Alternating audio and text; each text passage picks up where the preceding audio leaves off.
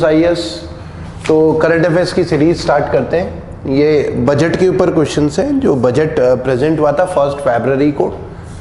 हर साल बजट 1 फरवरी को प्रेजेंट होता है। ऑफिशियल डेट तो 1 फरवरी ही है unless it is Sunday.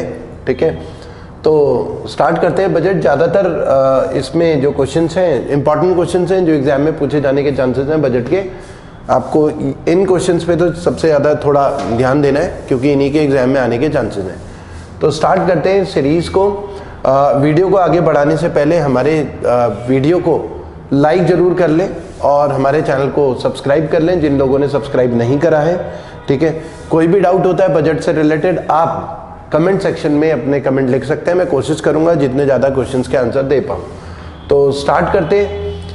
Which source contribute the most of the government revenue in 2025-26 budget. तो देखिए, एक तो गवर्नमेंट के पास पैसा रिसीव हो रहा है। गवर्नमेंट के पास एक तो रिसिप्ट होती है, दूसरा हम बात करते हैं एक्सपेंडिचर की। तो अगर हम रिसिप्ट की बात करें तो सरकार सबसे ज़्यादा उधार ही लेने वाली है, बोरोइंग एंड अदर लायबिलिटी। तो इसका हमारा आंसर सी है, बोरोइंग एंड अदर लायबिलिटी है, जो कि 24% है। बोरोइंग एंड अदर लायबिलिटी, सरकार के पास जितना पैसा आ रहा है 1/4 पैसा तो सरकार उधार ही से जुगाड़ करने वाली है, बोरोइंग एंड अदर लायबिलिटी। बाकी की अगर हम बात करें बोरोइंग के अलावा, अगर नंबर 1 में भारत सरकार की सबसे ज्यादा कमाई होती है तो वो इनकम टैक्स है, इनकम टैक्स। ठीक है, जो कि यहाँ पर 22% है। कॉर्पोरेशन टैक्स यहाँ पर लिखा हुआ है जो वो 17% है उसका कंट्रीब्यूशन। तो अगर एग्जाम में ऐसा आता है कि गवर्नमेंट के रेवेन्यू में किस जो है टैक्स से सबसे ज्यादा आने वाला है पैसा, अगर किस टैक्स पूछा हुआ है तो टैक्स की बात होगी तो इनकम टैक्स से सबसे ज्यादा पैसा सरकार की कमाई हो रही है। लेकिन अगर ये बोला है कि रेवेन्यू में केवल कंट्रीब्यूशन पूछा है कि किसका है सबसे ज्यादा, तो बोरिंग का है, क्योंकि बोरिंग टैक्स से सरकार की कमाई नहीं हो रही, बोरिंग तो सरकार उधार ले रही है। ठीक है, तो अब जीएसटी की भी अगर हम बात करें, जीएसटी का भी 18% है। जीएसटी 18%। यहाँ पर जो चौथा ऑप्शन है जीएसटी 18% है। इसका answer boring and other liability है। तो अगर टैक्स की बात कर रहे होते, टैक्सेस में नंबर 1 तो इनकम टैक्स है। ठीक है, तो ये आपको ध्यान रखना है। और एक्सपेंडिचर अगर हम देखें, सरकार का जो सारा पैसा है शेयर ऑफ स्टेट गवर्नमेंट को ही, सेंट्रल गवर्नमेंट के पास जो भी कलेक्शन होता है उसमें से स्टेट गवर्नमेंट को भी हिस्सा देती है। तो सबसे ज्यादा स्टेट गवर्नमेंट का शेयर है 22%, सबसे ज्यादा स्टेट गवर्नमेंट के पास जा रहा है। बाकी अगर दूसरे नंबर पे देखें तो सेंट्रल सेक्टर स्कीम है, सेंट्रल गवर्नमेंट की स्कीम्स होती है प्योरली जिसमें 100% पैसा सेंट्रल गवर्नमेंट खर्च कर रही होती है, तो 16% है। ठीक है, तो ये कुछ डेटा आपको ध्यान रखना है कि सरकार के पास सबसे ज्यादा पैसा कहाँ से रहा है और सबसे ज्यादा खर्चा कहाँ कर रहे हैं। तो ये रिपीटेड क्वेश्चंस हैं, ये एटलीस्ट एग्जाम में गलत नहीं होने चाहिए। फिर अगर हम बात करें percentage of government expenditure is allocated to interest payment, तो इंटरेस्ट पेमेंट में हमारा 20% है। ठीक है, 20% इंटरेस्ट पेमेंट, 20%, तो हमारा आंसर है सी इसका भी। तो इंटरेस्ट पेमेंट में, एक्सपेंडिचर में ही इंटरेस्ट पेमेंट भी लिख सकते हैं, इंटरेस्ट पेमेंट में 20% है। इंटरेस्ट पेमेंट मतलब भारत सरकार, जैसे अब हमने बोला कि ये बोरिंग है, तो इस बोरिंग की वजह से इसका इंटरेस्ट भी तो पे करना पड़ेगा। अगले साल बजट में इसका इम्पैक्ट पड़ेगा ना, इंटरेस्ट पेमेंट थोड़ा बढ़ेगा, क्योंकि सरकार जितना बोरिंग लेती रहेगी इंटरेस्ट पेमेंट बढ़ता रहेगा, क्योंकि सरकार तो उधार ले रही है ना, वो उधार इंटरेस्ट के साथ चुकाना है। ठीक है, तो इंटरेस्ट पेमेंट में 20% है। ठीक है, थर्ड अगर हम क्वेश्चन देखें, टोटल प्रोजेक्टेड रेवेन्यू रिसिप्ट 2025, तो इसका हमारा आंसर बी है, 34 लाख करोड़, 34 लाख करोड़ के करीब है। एग्जैक्ट फिगर आपको याद नहीं करनी, लेकिन आपको एटलीस्ट रफ अंदाजा लगना चाहिए 34 लाख करोड़। ठीक है, आंसर ऑप्शन दूर दूर होंगे, वो क्लोज नहीं देंगे, एग्जैक्ट फिगर के चक्कर में नहीं पड़ना, लेकिन एक रफ अंदाजा होना चाहिए कि 34 लाख करोड़ भारत सरकार का रेवेन्यू रिसिप्ट है। ठीक है, उसके अलावा क्वेश्चन नंबर 4 में देखिए, revenue receipt as a percentage of GDP in the year 2025, ये जो है हमारा 1.5% है, बी है इसका आंसर, बी आंसर है। रेवेन्यू डेफिसिट क्या होता है? भारत सरकार की जो इनकम है, जो रिसिप्ट है, और उसके एक्सपेंडिचर का डिफरेंस, रेवेन्यू रिसिप्ट और रेवेन्यू एक्सपेंडिचर का डिफरेंस। तो हमारी क्या है, आमदनी तो 98 है, खर्चा रुपया है, एक तरीके से हम ये बोल सकते हैं। इसी वजह से तो हमें बोरिंग लेनी पड़ रही है। ये इसमें कैपिटल रिसिप्ट कैपिटल एक्सपेंडिचर को नहीं काउंट कर रहे हैं। कैपिटल रिसिप्ट कैपिटल एक्सपेंडिचर जुड़ता है जब हमारी एसेट लायबिलिटी में फर्क पड़ता है। इस रिसिप्ट और एक्सपेंडिचर से हमारे एसेट लायबिलिटी के ऊपर कोई इंपैक्ट नहीं पड़ता। तो ये वाला जो अकाउंटिंग के प्रिंसिपल्स में जब एसेट लायबिलिटी पे इम्पैक्ट ना पड़ता हो, जिस एक्सपेंडिचर और रिसिप्ट का, वो हमारे रेवेन्यू वाले पार्ट में आ जाता है। रेवेन्यू रिसिप्ट, रेवेन्यू एक्सपेंडिचर बोलते हैं। तो हमारे रेवेन्यू रिसिप्ट कम है, रेवेन्यू एक्सपेंडिचर ज़्यादा है, तो उसकी वजह से रेवेन्यू डेफिसिट हो जाता है, घाटा, डेफिसिट बोलते हैं घाटा।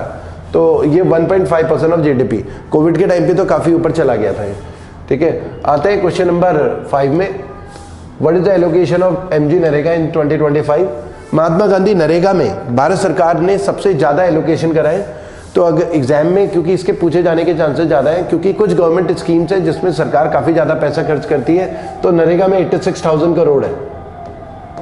नरेगा में 86, सबसे ज़्यादा 86,000 करोड़, इतना नरेगा में एलोकेशन है, 86,000 करोड़।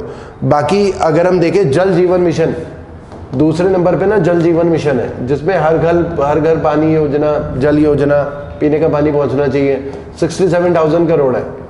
और जैसे 63,500 करोड़ है, ये पीएम किसान योजना है, ठीक है, पीएम किसान योजना है। तो ये है कि सबसे ज़्यादा किस में खर्च हो रहा है ये पता होना चाहिए। नरेगा में सबसे ज़्यादा खर्च हो रहा है 86,000 करोड़।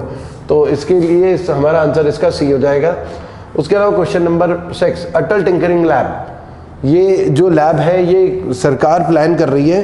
तो 1 लाख इसका आंसर है, 1 लाख, 1 लाख अटल 50,000 इसका आंसर है बी, 50,000 अटल टिंकरिंग लैब। ये जो स्कूल्स वगैरह में ना अटल टिंकरिंग लैब होंगी। अटल टिंकरिंग लैब में क्या होगा, स्टूडेंट्स वहाँ पर ना, जैसे देखा होगा कि आपने आपके स्कूल में फिजिक्स लैब, केमिस्ट्री लैब, ये सब लैब्स होते हैं। तो ये तो फिजिक्स और केमिस्ट्री के हो गए। यहाँ पर अटल टिंकरिंग लैब में इनोवेशन के ऊपर काम किया जाएगा।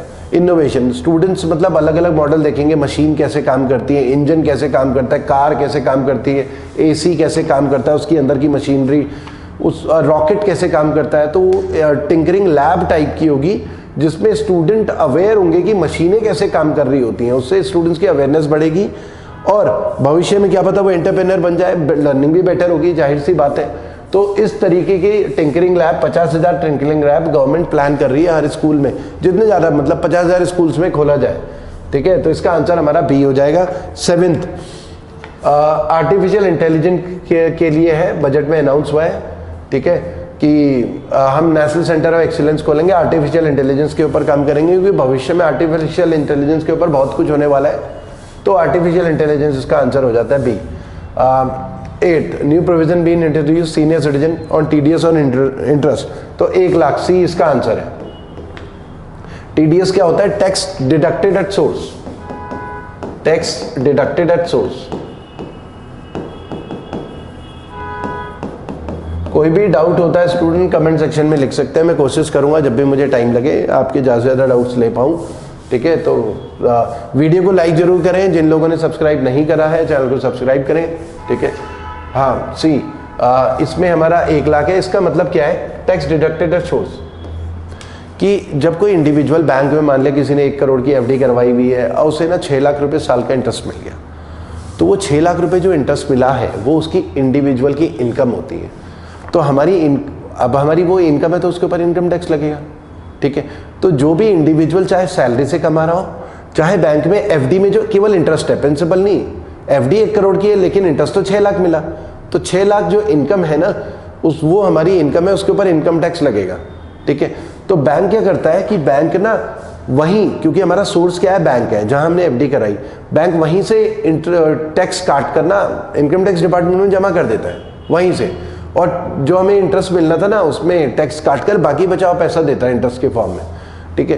तो अब जो सीनियर सिटीजन है, सीनियर सिटीजन, उनका क्या है कि जैसे बैंक में कोई 20 लाख की 10 लाख की एफडी है, तो 1 लाख तक अगर उनका इंटरेस्ट है, तो 1 लाख तक अगर इंटरेस्ट है तो उसके ऊपर कोई टीडीएस नहीं काटेगा। उससे पहले क्या था, ये 50,000 था, 50,000 तक अगर उन्हें इंटरेस्ट कमा रहे हैं एक फाइनेंशियल ईयर में, तो बैंक उनका टीडीएस नहीं काट रहा था, उनको पूरे 50,000 दे रहा था, ठीक है। और अब क्या है, 1 लाख हो गया। अगर 1 लाख से ऊपर किसी का इंटरेस्ट बनता है एक फाइनेंशियल ईयर में, तो बैंक पहले उसमें टैक्स काटेगा, बचा हुआ पैसा देगा रिमेनिंग कस्टमर को, बाकी वो जमा कर देगा इनकम टैक्स डिपार्टमेंट। 1 लाख के अंदर अंदर है तो कोई टीडीएस नहीं कटेगा, ठीक है। तो ये 1 लाख हो गया सीनियर सिटीजन के लिए, सी हमारा आंसर है। उसके अलावा इंक्रीज क्रेडिट लिमिट की अगर हम बात करें तो डी हमारा आंसर है, 5 लाख, ठीक है, 5 लाख हो गया है, तो डी हमारा आंसर है। ये पहले 3 लाख था, किसान क्रेडिट कार्ड क्या है कि किसान जितनी ज़रूरत के हिसाब से किसान का किसान क्रेडिट कार्ड बनेगा, बैंक से लोन वगैरह ले सकता है जितनी ज़रूरत है। मतलब उसकी जैसे 5 लाख की लिमिट होगी, अगर उसे 1.5 लाख की ज़रूरत है तो 1.5 लाख लिया, अगले महीने किया, मतलब लोन एक तरीके से ऑलरेडी पास है उसका। 50,000 की ज़रूरत है तो 50,000 लिया, तो वो किसान क्रेडिट कार्ड होता है। तो 5 लाख इसका हो गया है, 3 लाख से 5 लाख इस बजट में अनाउंस हुआ है। उसके अलावा which of the following is not true, money bill के बारे में बात कर रहे हैं। मनी बिल होता है जब ये एक्सपेंडिचर इनकम से जुड़ा हुआ बिल होता है, जब लोकसभा राज्यसभा लोकसभा में प्रेजेंट किया जाता है, ठीक है। Mainly money bill prior permission चाहिए होती है प्रेसिडेंट की, तब लोकसभा में प्रेजेंट किया जाता है, प्रायर परमिशन ऑफ प्रेसिडेंट। एक तो ये इसकी खासियत है। और प्रेजेंट ये कहाँ होता है? लोकसभा में प्रेजेंट होता है। Prior permission of president Lok Sabha में प्रेजेंट होता है। लोकसभा के पास स्पेशल पावर्स होती है मनी बिल से जुड़ी हुई। मनी बिल अगर लोकसभा में पास हो गया तो राज्यसभा की पावर्स ना केवल एडवाइजरी होती है। राज्यसभा उस मनी बिल को मैक्सिमम 14 डेज तक ही रोक सकता है, 14 दिन तक। 14 दिन के बाद राज्यसभा में उस बिल को पास माना जाएगा। 14 दिन हो जाएंगे, 14 दिन के बाद उस बिल को ऑटोमेटिकली पास माना जाएगा। राज्यसभा बस 14 दिन तक ही रोक सकता है। कुछ एडवाइस देनी है तो वो दे सकता है, एडवाइजरी नेचर है। लोकसभा के लिए बाइंडिंग नहीं होती कि राज्यसभा की बातें माने, मनी बिल से जुड़ा हुआ। तो मनी बिल सरकार की ये ऐसा इसलिए किया है क्योंकि सरकार उसी की बनती है जिसके बाद लोकसभा में नंबर हो। जो इलेक्शन जीत के आता है, लोकसभा के इलेक्शन होते हैं, तो ऐसा इसलिए किया गया है ताकि सरकार जो है, चुनी हुई सरकार, अपने हिसाब से खर्चा कर सके, उसके पास पावर्स हो। लोकसभा में नंबर है तो वो इजीली बजट वगैरह पास करवा सके, राज्यसभा में कोई अपोजिशन वाले टांग ना अड़ा पाए। तो ये लॉजिक है इसमें। तो राज्यसभा की पावर मनी बिल के केस में केवल एडवाइजरी होती है। प्रायर अप्रूवल चाहिए होता है प्रेसिडेंट ऑफ इंडिया का। उसके बाद ही डेट बताता है प्रेसिडेंट की 1 फरवरी को मनी बिल या बजट प्रेजेंट होगा, ठीक है। मनी बिल बीच में भी आते हैं, बजट 1 फरवरी, उसके लिए प्रायर अप्रूवल चाहिए, ठीक है। और प्रेसिडेंट के लिए बाइंडिंग होता है। प्रेसिडेंट मनी बिल को रिजेक्ट नहीं कर सकता। लास्ट में जब जाता है पास होके तो मनी बिल को साइन करना है, ठीक है। हाँ, तो मनी बिल अगर ऐसा होता है कि मनी बिल अगर लोकसभा में पास नहीं हो पाया तो सरकार को रिजाइन करना होता है। इसका मतलब सरकार के पास नंबर नहीं है, मेजॉरिटी नहीं है, ठीक है। तो कौन सा ट्रू नहीं है? Money bill can not be introduced, ये तो ट्रू है। Rajya Sabha no power to vote on demand for grants, तो ये भी must bill the money bill. तो ये कौन सा ट्रू नहीं है, ये मेरा हमें पूछ रहे हैं क्वेश्चन नंबर 10 में। तो हमारा आंसर ये डी है, president can send back the money bill for reconsideration. तो प्रेसिडेंट सेंड बैक नहीं कर सकता, तो डी हमारा आंसर है। प्रेसिडेंट को तो साइन करनी है, अभी हमने बात करी, ठीक है। राज्यसभा में ये भी हमने बात कर ही ली है, ठीक है। तो राज्यसभा की डिमांड फॉर ग्रांट्स मतलब ये मनी बिल से ही जुड़ा हुआ होता है, डिमांड फॉर ग्रांट्स। तो राज्यसभा के पास वो पावर नहीं है वोट की, बाय एडवाइजरी नेचर है। क्वेश्चन नंबर 11 आते हैं, fiscal responsive budget management act, जिसे FRBM एक्ट भी बोलते हैं, 2003। अच्छा, वीडियो को लाइक जरूर कर लें स्टूडेंट्स, ठीक है। 2003 का एक्ट है FRBM एक्ट, ठीक है। ये क्या करता है? ये सरकार के लिए एक जिम्मेदारी फिक्स करता है कि सरकार ना तरीके से पैसा खर्च करे, यानी कि पैसा खर्च तो बहुत ज़्यादा कर रहे हैं लेकिन रेवेन्यू कलेक्शन पे ध्यान ना दे रहे।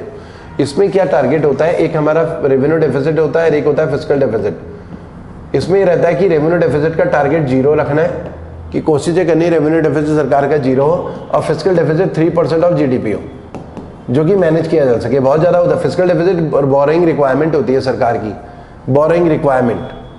फिस्कल डेफिसिट मतलब सरकार की बोरिंग रिक्वायरमेंट, कितना सरकार को उधार लेने की जरूरत है, वो फिस्कल डेफिसिट। तो इसका आंसर हमारा ए हो जाएगा 11th का। Difference between boring and interest payment in the government budget is. अब सरकार की जो फिस्कल डेफिसिट बोरिंग रिक्वायरमेंट है, फॉर एग्जांपल सरकार की बोरिंग रिक्वायरमेंट है 9 लाख करोड़, एक example fiscal deficit.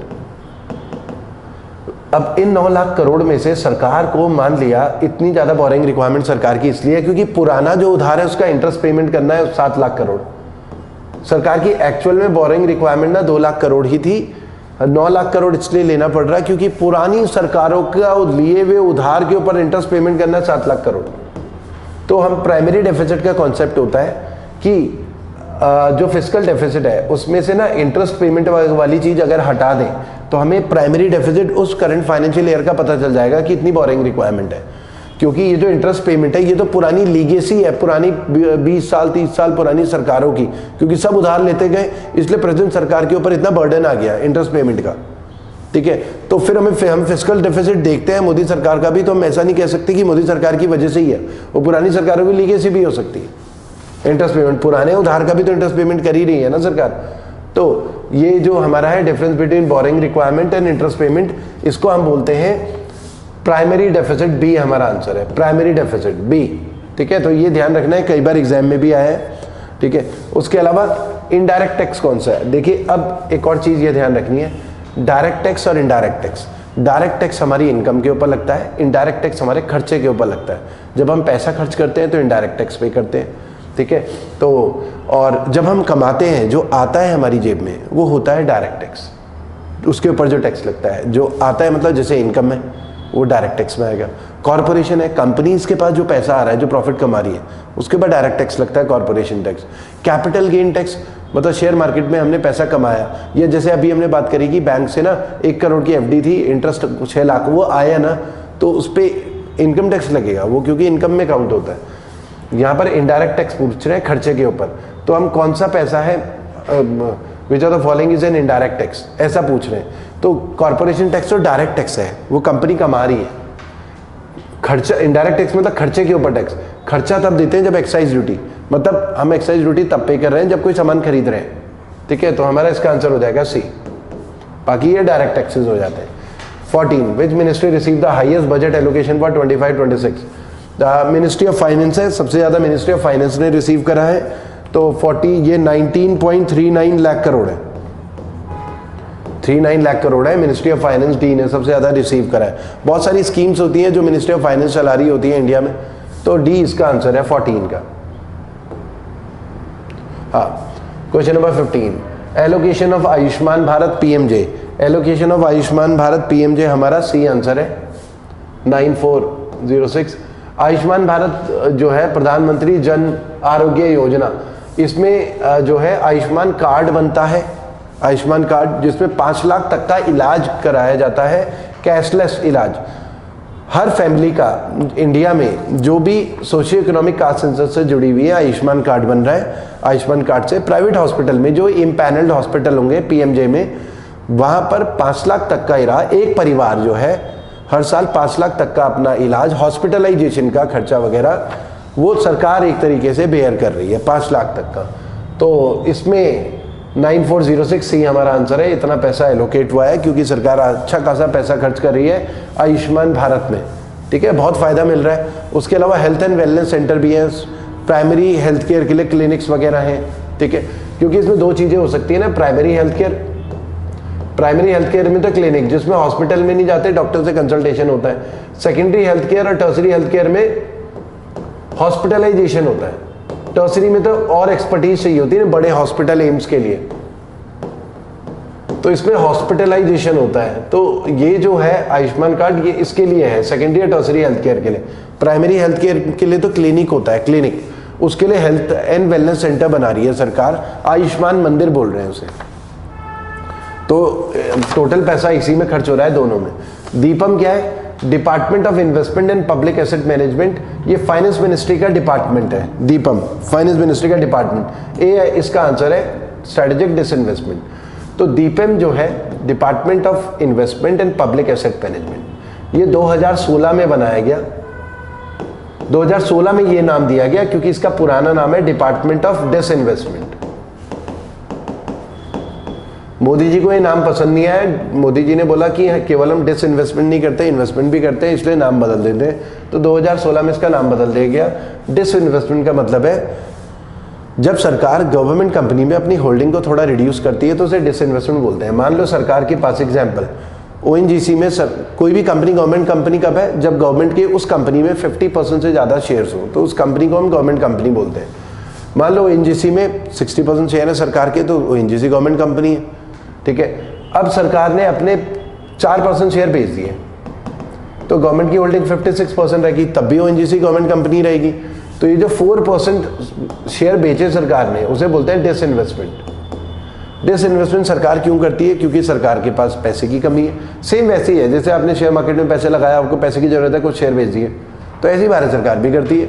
Government company में होल्डिंग रहती है तो कुछ होल्डिंग बेच देती है, तो उसे डिसइन्वेस्टमेंट बोलते हैं। अपनी शेयर होल्डिंग को डाइल्यूट करना, ठीक है, तो हमारा जो इसका आंसर है कहाँ गया, स्ट्रेटेजिक डिसइन्वेस्टमेंट 17।